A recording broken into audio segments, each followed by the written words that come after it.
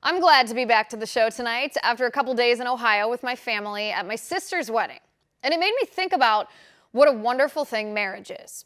Not just from a personal standpoint, that part is obvious. The love, the commitment, the support, the partner in life, that part is obviously great.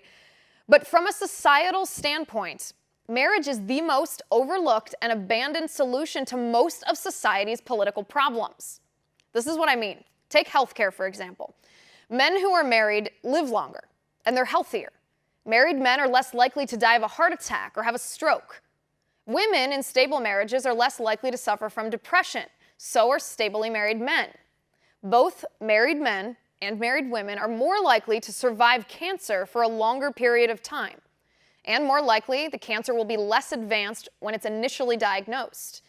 Married people are more likely to survive a serious surgery, too. Married people are also happier than anybody else. And married people report having sex more often than single people and report being happier and more satisfied with their sex lives than anybody else.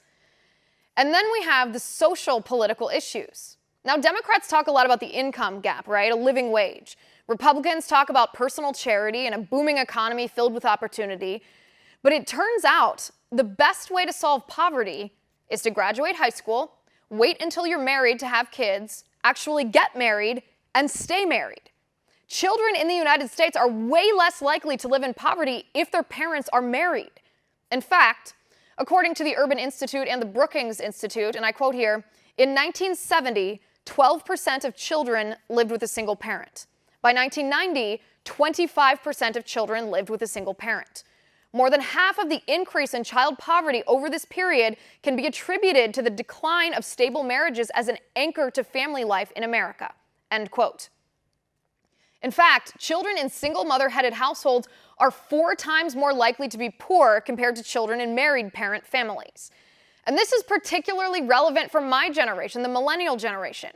Brad Wilcox of the American Enterprise Institute also writes for the Institute for Family. He says, after controlling for education, race, ethnicity, family of origin income, and measure of intelligence and knowledge, we find that millennials who married before having any children are about 60% less likely to be poor than their peers who had a child out of wedlock. In fact, 95% of millennials who married first are not poor by the time they're in their late 20s or early 30s, end quote. Take a minute and think about this statistic.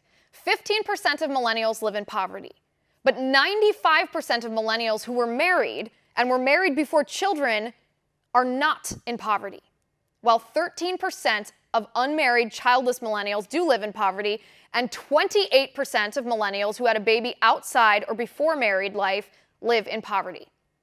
And that's not all. Married people, especially married men, have lower suicide rates than never married or divorced men. People who smoke pot are less likely to continue doing this once they get married. Married people are less likely to commit a crime than single people. And even offenders who have already been convicted of a crime are less likely to reoffend if they're married. In other words, if we are really trying to solve society's problems, and if people are trying to live the happiest lives that they can as individuals, why on earth don't we as a society promote marriage? Because marriage and family are the best solution to nearly all of it. And that is my final point.